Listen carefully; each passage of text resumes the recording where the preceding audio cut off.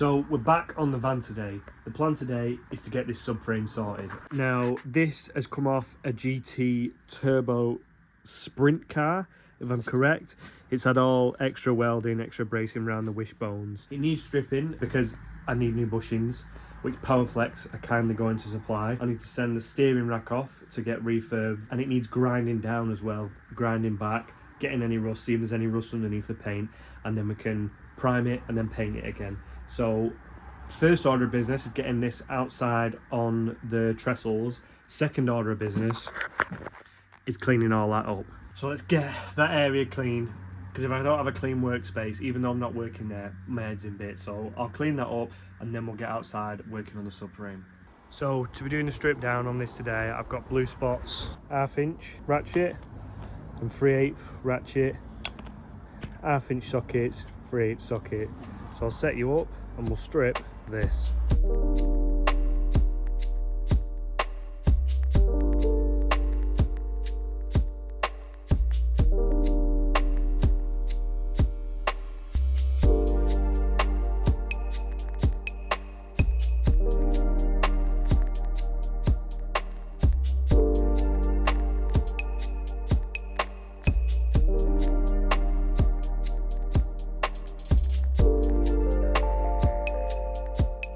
I'm having an issue with these two 13s here.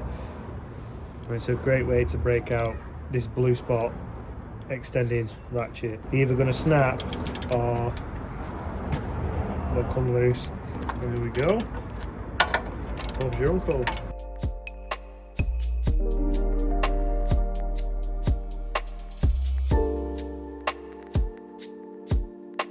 That is now the subframe stripped. These little support arms are off.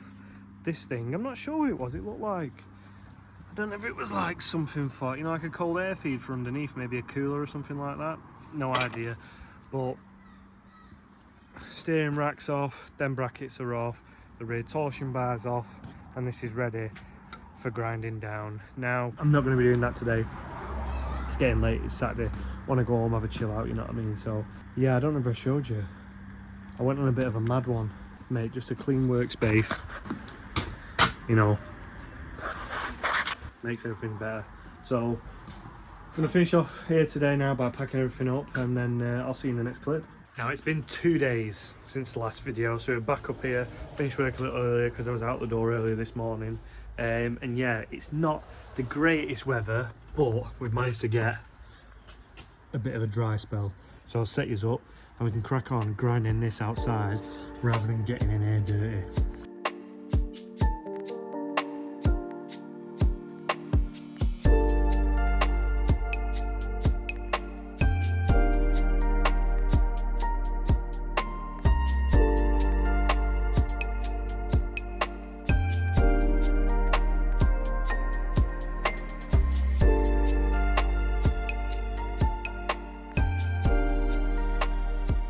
So this is the knot wheel pass on the subframe. Like I said, I need to go over with like the discs and small wheels to get in places like this, because obviously the knot wheel's way too big to get in. But for a first pass, it's not looking good. So what I'm going to do now is I'm going to get this, I'm going to flip it over so I can do the underside with the knot wheel, and then we can swap to a sanding disc, and then we can swap to the drill for the little bits. So yeah, let's repeat that process on the other side. There you have it, ladies and gents. Now there's a few spots that just need touching up here and there, but once we give it a good blast with sanding disc and drill, all these little spots will come out. Like I said, I'm struggling with a knot wheel. The flat areas are great, you can get in between, it's good, but the areas that I've got a bit of bends to them, the knot wheel likes to grip itself. Like I got caught on this before and it spat out that way, the actual grinder itself. So like I said, you don't want that spinning around and touching your leg, because you'll be in a bad way. But yeah, I was expecting to find like, you know, holes in it and stuff like that, but all these are from there originally. Everything's solid. That these have just been welded over in these areas. I've also noticed that they welded obviously the wishbone areas, but then the actual sections for the bolts, where the bolts go, I've added like an extra piece that have been welded on. These are extra, so it's just all extra bracing for the subframe. which is great for me because there's not going to be much weight in the car, and this will be set up stiff as well, so it'll be great for around track and giving it a little B-roll bash, you know what I mean? Yeah, it's getting a bit dark out here now and I can start, it's feeling to rain, so we're going to end up back inside. But yeah, this is the way of finishing off for the subframe for today. So I wiped this down last night with white spirit. It's a good degreaser, it's good to get oil and bits of crap off, and it's good just to get dust off as well. So that's dried. What I'm going to do is I'm going to give the underside a coat because it's all pretty much, like I said, rust free now, and yeah, give it a coat of primer. So I'm going to find some bolts actually that fit in these little studs here, because I think I'm going to be able to use them for the bumpers, you know, little standoffs from the bumpers, so it's secure to the subframe rather than a little piece of metal on the van. But let me find some bolts and we'll bang them in there, and then we can give it a good coat of primer on the front. And then I've got some foam inserts to bang in here, and then I can do them while the first coat dries, and then I can get a second coat on today and maybe flip it over and stand it on some blocks off these points with the bolts in, and then we can get a coat on the opposite side as well. So let's do that. So they are now covered with some random bolts of my random bolt assortment box, so that means I can paint it and I'm not going to get paint within the threads down there. So if I do want to use them, it's not going to be a ball ache to get the bolts in. So I'll set you up for a time lapse and we'll crack on giving this its first coat.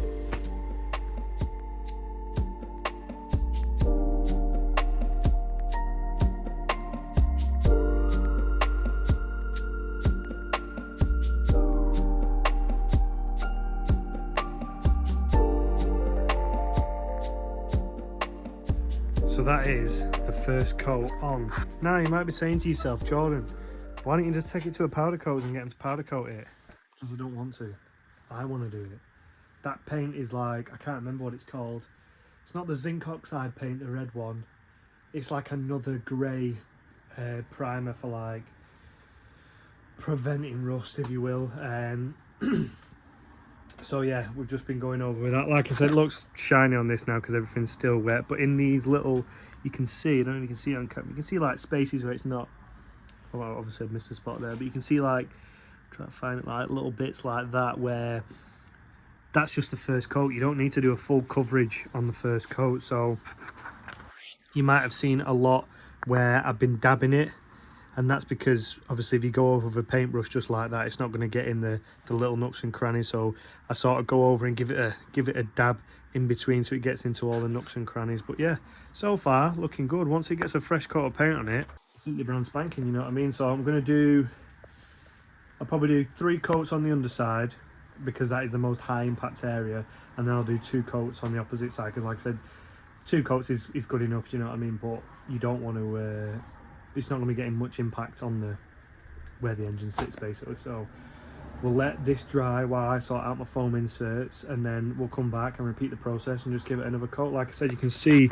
the opposite side, that shine sort of coming off, and that's when you know it's drying. So once the shines come off and it's like a matte again, that's when you know you can give it another coat. So we'll wait till then. So as you can see from the previous clip, stuff is starting to go that like a matte colour. Obviously you can still see in certain areas like there where I probably laid it on a bit thick, it's not cured quite as good as the rest of it. But yeah, we'll give it a second coat and let that dry. I'm not gonna time lapse that because you've seen me do it in the previous one. What I'll do, I'll time lapse it, or I'll bring you back when I've flipped it over and started to paint the opposite side. See you then.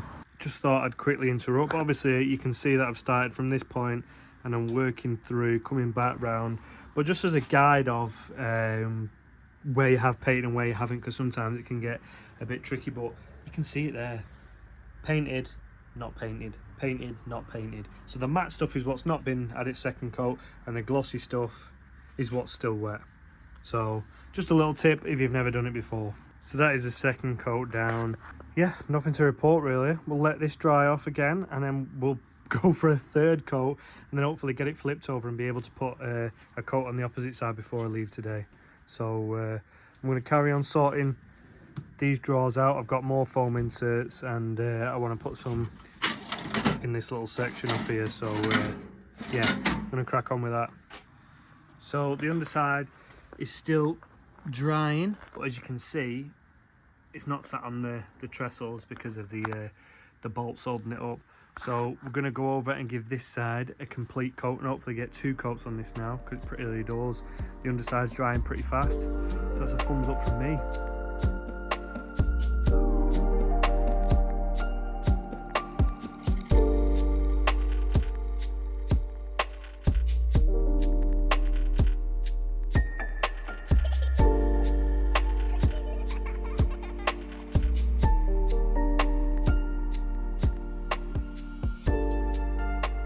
This is the first coat of the top, and it's starting to take shape now. Like I said, the underside is still drying because obviously we've got it sat on these bolts keeping it off. But yeah, we'll wait for this to dry, and then we'll give this a second coat, and then possibly flip it again and give the other side a third coat and then it's done. Then we're ready for the black. I need to order some wishbones and get the bushings ordered from Powerflex, because they've got wishbone bushings and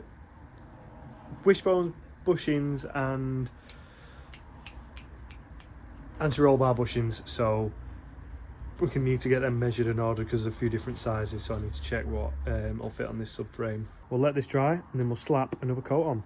So it's now the next day and we're back up at my granddad's. We've let the subframe dry overnight and this is how she's come out.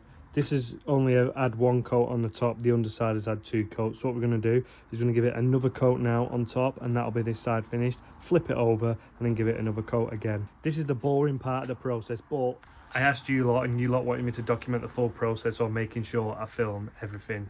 This is your guys' request, not mine.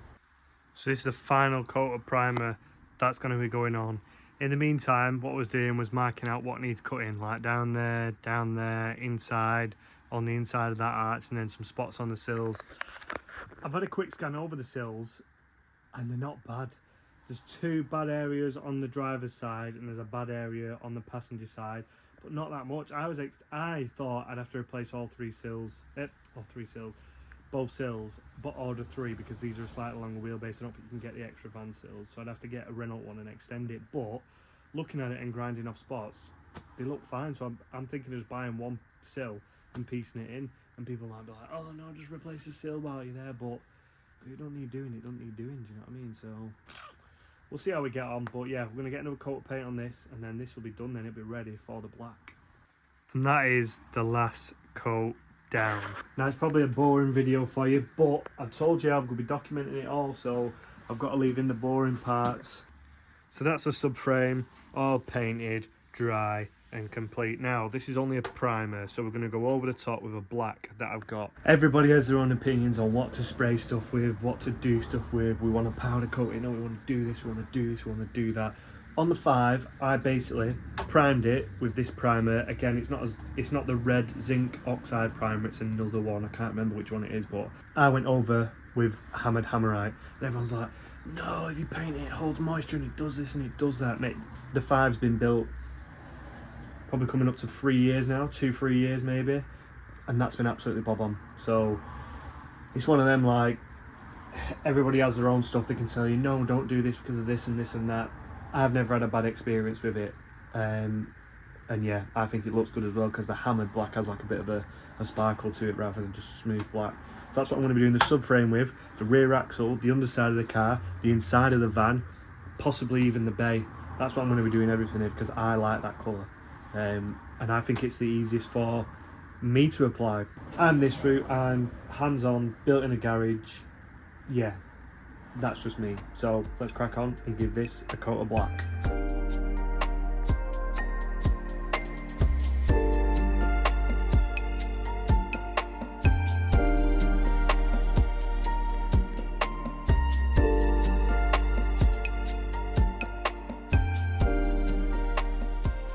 So that is the first coat down. Obviously it's dead glossy now because it's still wet, but I don't know if you can pick it up on camera.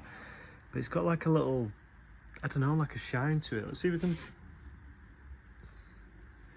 you see it in there? There's like a little shine to it rather than it just being a standard black. But again, people have their own opinions of what's best to use. I personally find this the easiest to apply for my skill set anyway.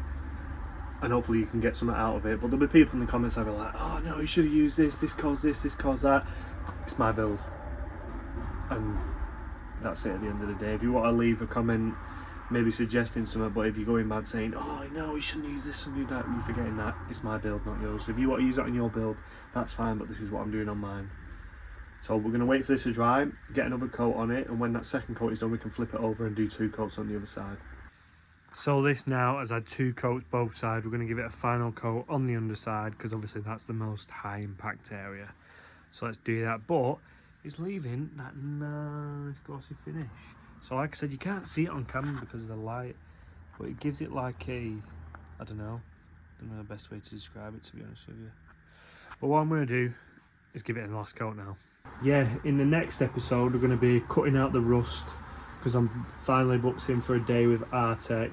So I'll be cutting out the floor, the sections in the bay, and the 2 small sections in the rear, and maybe the sills. We'll have a look, because then that can get us into what we actually need for the sills. But yeah, it's going well, it's going well. So I'm going to head home now, get some bushings ordered, get some wishbones ordered. The hub setup is being sent off to Mark so he can refurb that, and it needs machining to suit, because obviously it's a bigger brake setup. But yeah, making good progress, so I'll see you in the next one.